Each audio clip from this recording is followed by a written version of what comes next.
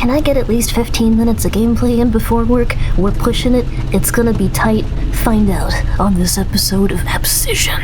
Hello everyone, this is Rin from Super Cat Punch, and we don't have very long today, but I am determined. Let's check out this dirty table. He does not want to touch it. I mean, I understand. By the way, it is still our special Paw Redeem Week, so be looking out for that paw. There was accumulated rubbish of weeks all over the table. Alright. It was filled with filthy water. Bong? That sounds like an instrument. Looks like a surfboard. But you can't really see it. That. The fridge had a note on it, look after yourself. It didn't look like Mark had followed his own advice. Oh, there was nothing in the fridge. It looked like Mark lived on takeout food. The dishes had not been washed for weeks. It was covered in... Where'd the rain go? It was covered in brown stains. You don't want to miss anything. This was about as close as I wanted to get to the bed, which was just a mattress. There was no way of telling if he had been slept in recently. Okay, he does not want to touch it. A poster for a band, Shitblair. I'd never heard of them. The rain was still lashing down outside. It was a poorly written shopping list. The only words I could make out were beer and pizza. Okay. There was something under the dresser, something shiny. It was a Polaroid. This is what I missed for like the longest time last time I played this.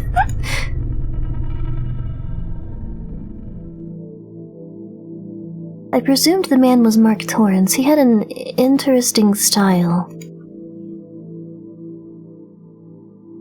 It was Serena Challenor. I realized this was the first time I had seen her with life in her eyes. There was a bridge in the background of the picture, probably Cobb Bridge to the east of Ashfield.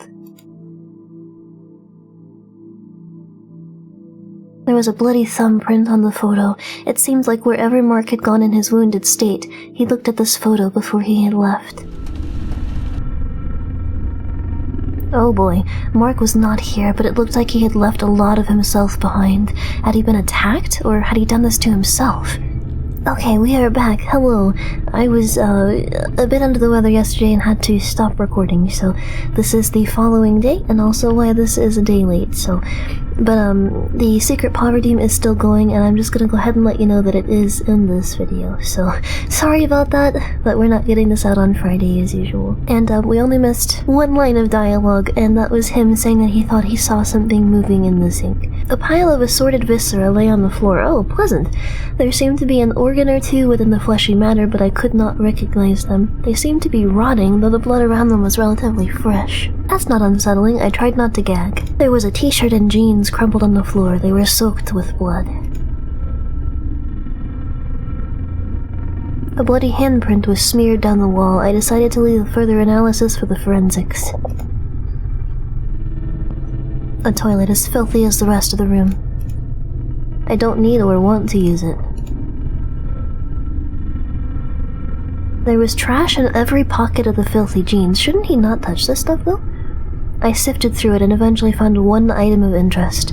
It was a handwritten invoice from Bloodweb Tattoo Studio for 2 tattoos, totaling $30 from the 14th of June. Ooh, that might be important.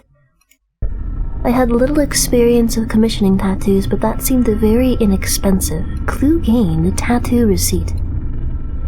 There was nothing of interest in the cabinet, but there was some mold.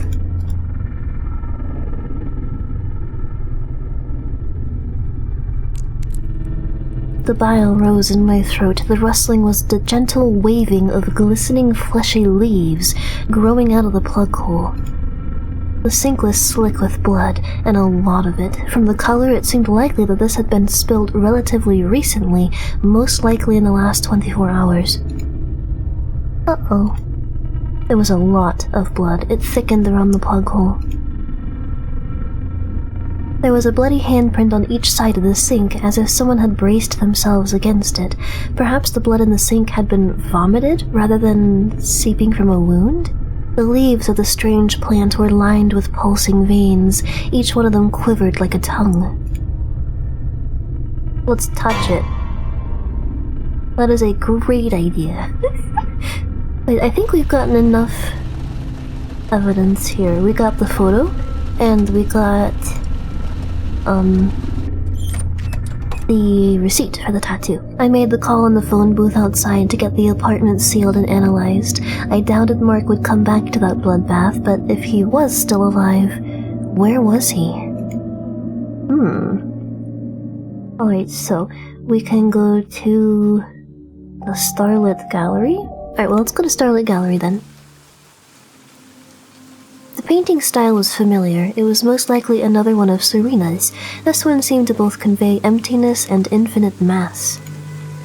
Interesting. The sign was brightly lit and clearly well insulated, judging from the amount of water running off of it. The door to the gallery, tasteful wood and frosted glass.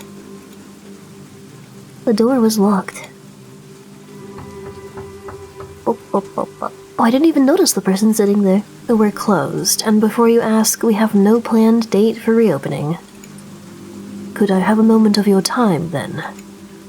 What for? I don't know you and I don't want to. Leave. I'm APD Detective Stanhope.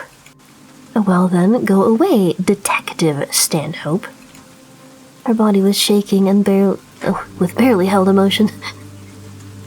I was about to say the complete opposite of that, like with no emotion. I'm fine. It seems like the news of Serena Challenor's death had already made its way here. I know this is a difficult time, ma'am. I just want to ask a few questions and then I will be out of your hair. Fine. Thank you. Can I ask your name? It's Hu Mei Ying. Call me Mei. How long have you known her? Since last year, sort of. What do you mean? She was looking to move up here as an artist, and I was looking for a partner to run the business. She seemed like a good fit. We had a few phone calls before she moved. Where did you move from? Where did she move from? I promise I'm fine. New York? She said she couldn't find a way to stand out there. Too many artists. What was she like? What do you mean? Her personality, her interests?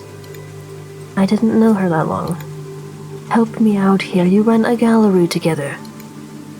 She seemed to be considering her words. I suppose she was a pretty fragile person, at first anyway. Fragile? In what way? Emotionally? Socially? She seemed to find conversation a chore. No, not a chore, more like a test. You could almost hear her brain analyzing every little thing. She would ask me these dumb questions like she'd never spoken to anyone before. What's your favorite cat? Hey, that is a valid question. A smile crosses her lips before becoming swallowed once more. It used to annoy me. I thought I'd made a huge mistake in hiring her, but then she got past it and things got better. She seemed to stop caring. Her questions became a joke. Maybe she got to know you and felt less nervous. That maybe, but it was sudden, like over one day. After her birthday, actually. What day was that? June 14th, I think. Oh, the day she got the tattoo, right? After that day, it was like she was a completely different person. Was she in any trouble that you were aware of? Not with regards to money, that's for sure. Her paintings do well, especially her newer ones. Why do you think that is? It's the colors, I think, and the form. Her eyes glaze over for a second. I don't know, they've got this energy. What about outside of work? Any personal issues? She paused. I can't think of anything. Nothing at all? No. Are we done here? I didn't need to be a detective to know she was hiding something. I had to be careful to pick the right approach. Kitten, could you not? Please? Oh no, please don't. So I'm always tempted to go calm, diplomatic, and rational because I feel like that's just the right way to approach most things. We could also do organized in detail, but what would she appreciate more right now? I mean, it's hard for me to determine if confident and demanding is what is needed, because that's not typically how I approach things, but I do understand that that is the right approach sometimes. Because she is kind of demanding in a way, too. I don't know. I want to go for this one. I always want to go for this one. Anything that you can remember, no matter how small, could help. I told you, I don't remember anything. Well, take my number in any case. Maybe it's something will jog your memory. I feel like that was the wrong answer. I gave her my card, but I doubted she would call. Perhaps my hunch was wrong. I don't think so. Do you know Mark Torrance? I met him a few times when he and Serena went out. Seemed like a waste of space to me. I always thought she could do better. But she realized herself in the end. Is he mixed up in this? I'm just gathering facts at the moment. Have you seen him recently? Kitten, please. Please don't. No, not at least for a month. You enjoying these soothing cat sounds in the background? Tell me about that day, her birthday. Did you spend it with her? I saw her in the night. We went to a club. It was her suggestion, which was a surprise. I think she'd already been drinking or something else. She was really intoxicated. She never seemed to come down after that. Did she tell you what she had done in the day? She'd spent the day with Mark, got some clothes, jewelry, even a tattoo, I think. A tattoo? A diamond? Yeah, I think she wanted to impress Mark. She was really happy with it, kept looking at it all night. Do you know where she got it? No, sorry. It's not like we have a receipt that tells us. I know there are a few studios in Hopper, Berwick, and Tawny Heights, but it could have been any of them. Kitten, please. That's all for now, thank you. See you around, Detective. Kitten, please. Alright, let's head back out to— oh no, please don't. Please, no. No. No. Alright, I need to do a kitten intervention, 1 second. Hi, yes. Okay, I'm gonna come get you now before you hurt yourself. You're not supposed to be up there. No, no, no. I come get you. Alright, that's— I come to get her and she, like, scrambles away. And ends up knocking, like, don't know. Okay. Alright, so what we're gonna do is go back to the APD office here. And I'm going to see if I can search.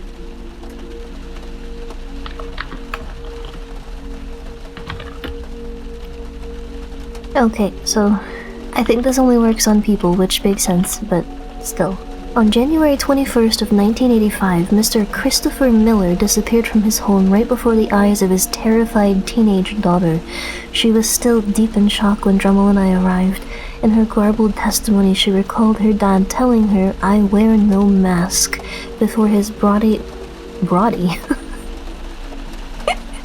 His body broke into 1,000 pieces of stained glass and vanished. We couldn't find a single trace of him.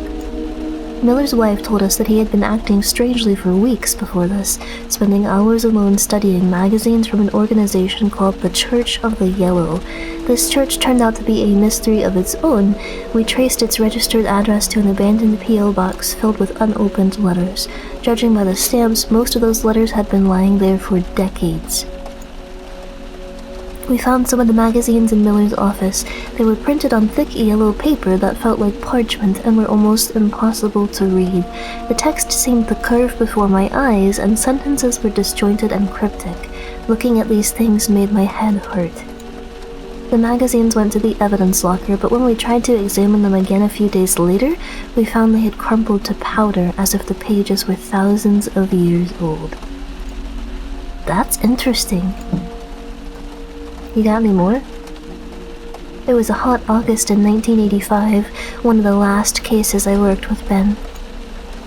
Uniform had raided an adult video store on the east side of town. Drummel and I had the duty of going through the videos to separate the sleazy from the illegal.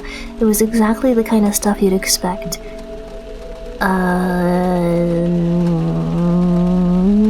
You can read the rest of that if you want to pause. We set the reel up in a projector. A crackling black and white film began to play. It must have been dated from the early 1900s. Judging by the brickwork in the background, the scene seemed to be set in a cellar.